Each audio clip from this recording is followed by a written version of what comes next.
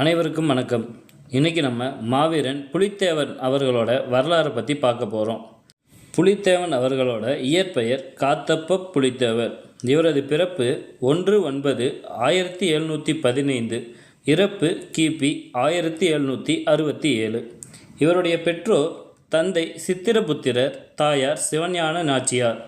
இவர் பிறப்பு இடம் நெற்கட்டுஞ்செவ்வல், திருநெல்வேலி, தமிழ்நாடு. மாவீரன் புலித்தேவர் அவர்களோட வரலாறு பார்க்குறதுக்கு முன்னாடி சேனலை லைக் பண்ணி சப்ஸ்கிரைப் பண்ணிக்கோங்க. மாவீரன் புலித்தேவன் அவர்கள் ஒரு மாபெரும் புரட்சி தலைவன். தென்பாண்டிய நாட்டில் திருநெல்வேலி சீமையில் தோன்றி தன்னிகரற்று தலை நிமிர்ந்து வாழ்ந்த தமிழ் மறவன். நெற்கண்டான் செவ்வலை தலைமையிடமாக கொண்ட செங்கோலாட்சிய பாளையக்காரர் ஆவார். தன் பாளையத்திற்கு மட்டுமின்றி மேற்கு பாளையத்திற்கெல்லாம் தலைமையேற்று மற்றாரை நடுநடுங்கச் செய்த மாபெரும் போர் வீரர். இந்திய விடுதலைக்காக வெள்ளையரை எதிர்த்து முதலில் வெள்ளையனே வெளியேறு என்று முதல் முழக்கமிட்ட விடுதலை போராளி புலித்தேவனே ஆவார். மதுரையில் நாயக்க மன்னர்களின் ஆட்சி 1529 முதல் 1736 வரை இருந்தது. இவர்களில் விசுவநாத நாயக்கர் முதல்வர் ஆவார். இவர் 1529 முதல் 1564 வரை ஆட்சி புரிந்தார். இவருடைய ஆட்சி காலத்தில்தான் பாண்டிய நாடு 72 பாளையங்களாக பிரிக்கப்பட்டு ஒவ்வொரு பாளையமும் ஒருவரின் கட்டுப்பாட்டில் வைக்கப்பட்டு அவர்களுக்கு அந்த பாளையத்துக்கு உட்பட்ட அதிகாரங்கள் வழங்கப்பட்டன. இவ்வாறு பாளையங்களாக பிரிக்கப்பட்டதுதான் காரணம் பாண்டிய வம்சத்தினர் மீண்டும் படை திரட்டி ஆட்சி பிடிப்பதை தவிர்ப்பதற்காகத்தான். மதுரை, திருச்சி, கொங்குநாடு ஆகிய பகுதிகளில் தெலுங்கர்களையே நாயக்க மன்னன் நியமித்தான். திருநெல்வேலி சீமையில்தான் பெரும்பாலும் தமிழர்கள் நியமிக்கப்பட்டிருந்தனர். மேலும் பாண்டிய வம்சத்தின் சிலரையும் பாளையக்காரர்களாக நியமித்து ஓரளவு வம்சவழி எதிர்ப்பையும் அடக்கினான். மக்களிடத்து இவ்வாறு அதிகார வரம்பை பகிர்ந்திருந்ததால் மக்கள் எதிர்ப்பும் குறைந்தது.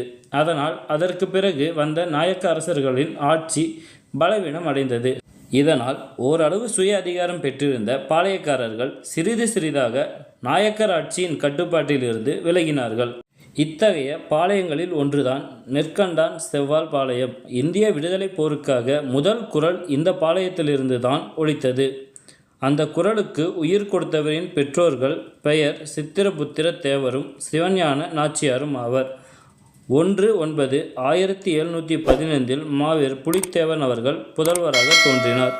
இயற்பெயர் காத்தப்ப புலித்தேவர் என்பது ஆகும்.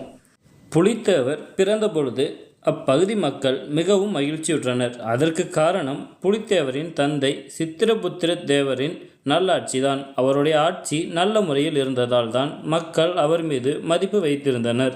இதனால் தான் அவருக்கு புலித்தேவர் பிறந்த பொழுது மக்கள் மகிழ்வுற்றார்கள். சித்திரபுத்திர தேவர் எந்த பிரச்சனையும் இல்லாத 63 ஆண்டுகள் மக்கள் போற்றும் வண்ணம் ஆண்டு வந்தார் என்பது குறிப்பிடத்தக்கது. பாளையக்காரர்கள் மத்தியில் அவருக்கு மிகுந்த செல்வாக்கு இருந்தது. இத்தகைய ஒரு சூழலில்தான் புலித்தேவர் வளர்க்கப்பட்டார். சிறுவயதில் தாதிகளிடம் தன்னுடைய முன்னோர் பற்றிய வீர வரலாறுகளை கேட்டு மகிழ்ந்தார். மேலும் அந்த பிஞ்சு உள்ளத்தில் இறையுணர்வு பற்றிய தெளிவான விளக்கமும் பதிய வைக்கப்பட்டது. இவ்வாறு சிறுவயதில் ஊன்றப்பட்ட வீர உணர்ச்சியும் இறையுணர்ச்சியும் இறுதி வரை அவர் மனதில் இருந்தது. புலித்தேவர் 6 வயது சிறுவனாக இருக்கும் பொழுது அவருக்கு முறைப்படியான கல்வி ஆரம்பிக்கப்பட்டது. சிறு வயதிலேயே முன்னோர் பெருமைகளை பற்றி கேள்விப்பட்டதால் தாமும் அவர்களைப் போல் பேரும் புகழும் பெற்று திகழ வேண்டும் என்ற உறுதி புலித்தேவர் மனதில் இருந்தது. இளஞ்சியைச் சேர்ந்த சுப்பிரமணிய பிள்ளை என்பவரிடம் சன்மார்க்க நெறிகளையும் புலித்தேவர் பயின்று வந்தார். மற்ற தமிழ் இலக்கண இலக்கிய நூல்களையும் கற்று தாமே கவிதை எழுதும் அளவிற்கு திறம் கொண்டு விளங்கினார். புலித்தேவருக்கு 12 வயதான பொழுது அவருக்கு போர் பயிற்சி தொடங்கப்பட்டது. குதிரையேற்றம், யானையேற்றம், மல்யுத்தம், வாள்வீச்சு, வேல் எய்தல், அம்பு எய்தல், சிலம்பு வரிகள், கவன் எறிதல், வல்லியம் எறிதல் மற்றும் சுருள் பட்டா சுழற்றுதல் போன்ற சகலவிதமான வீர விளையாட்டுகளையும் அவருக்கு பயிற்சி அளிக்கப்பட்டது. மேற்கு தொடர்ச்சி மலையில் உள்ள புலிகளை கொன்று விளையாடுவதில் அவருக்கு மிகுந்த விருப்பம். புலித்தோல் மற்றும் புலி நகங்களை அணிவதிலும் அவருக்கு விருப்பம் உண்டு. இதனால் புலித்தேவரை எல்லாரும் புலித்தேவர் என்றே அழைத்து வந்தனர். புலித்தேவரை பார்த்தவுடன் அவர் ஒரு மாவீரன் என்று கூறும் அளவிற்கு அவருடைய உடல்வாகு இருந்தது. அவரை பற்றி ஒரு நாட்டு பாடலில் அவரின் உடல்வாகு பற்றி கூறப்பட்டுள்ளது. மாவீரன் புலித்தேவர் 6 அடி உயரமுடையவர், சோதியைப் போல முகமிருக்கும் தின் தோள்கள் உடையவர், பல்லே பளபளக்கும் பவளம் போன்ற உதடுகளும் மார்பும் இருந்ததாக அப்பாடல் கூறுகின்றது. காத்தப்ப புலித்தேவரின் திறமையைக் கண்ட அவரது பெற்றோர் அவருடைய 12வது வயதில், அதாவது 1726இல் அவருக்கு பட்டம் சூட்டி அரசனாக்கினார்கள். புலித்தேவரின் வயதுக்கு மீறிய ஆற்றலைக் கண்டுதான் அவருடைய பெற்றோர்கள் துணிந்து அவரை அத்தனை இளம் வயதில் மன்னராக்கினர். மன்னரைப் போலவே நெற்கண்டான் செவ்வல் மக்களும் இந்த முடிவை வரவேற்கின்றனர். பின்னர் புலித்தேவருக்கு திருமண ஏற்பாடுகள் நடைபெற்றன. அவருக்கு வாழ்க்கை துணைவியாக அமைந்தவர் அவருடைய மாமன் மகள் கயல்கண்ணி என்கிற இலட்சுமி நாச்சியார்தான். கயல்கண்ணி என்ற அழகி மட்டுமல்லாமல் வீர விளையாட்டுகள் விளையாடுவதிலும் புலித்தேவருக்கு உற்ற துணையாக விளங்கினார். கயல்கண்ணியின் சகோதரர் சவுணர்தேவரும் புலித்தேவரும் இணைபிரியாத நண்பர்கள். புலித்தேவரின் இல்லற வாழ்க்கையை கண்ட அவரது பெற்றோர்கள் மகிழ்வடைந்தனர். இவர்களுக்கு 3 புத்தர்கள் பிறந்தனர். அவர்கள் முத்து தலவசச்சி, சித்திரபுத்திர தேவன் மற்றும் சீஞான பாண்டியன் என்று 3 நன்மக்கள் பிறந்தனர்.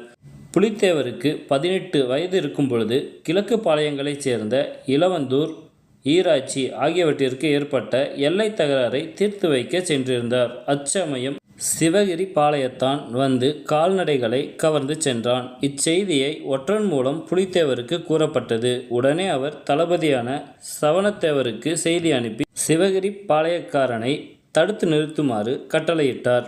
உடனே 150 வீரர்களுடன் புறப்பட்டு நேராக சிவகிரி படைகளை தாக்குவதற்கு சென்றார்.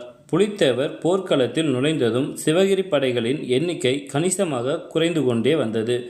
இதனை கண்டு மேலும் பலர் களத்தை விட்டு ஓடினர். புலித்தேவர் இறுதியில் வெற்றிகரமாக கால்நடைகளை மீட்டுச் சென்றார். அக்கால போர் முறையின் முதற்கட்டமே நாட்டின் கால்நடைகளை கவர்ந்து செல்வதுதான். அனைவருக்கும் நன்றி. மீண்டும் அடுத்த வீடியோவில் தமிழும் வரலாறும் நம்ம சேனலில் அடுத்த பெரிய நம்ம தலைவர்களை பற்றி நம்ம பார்க்கலாம்.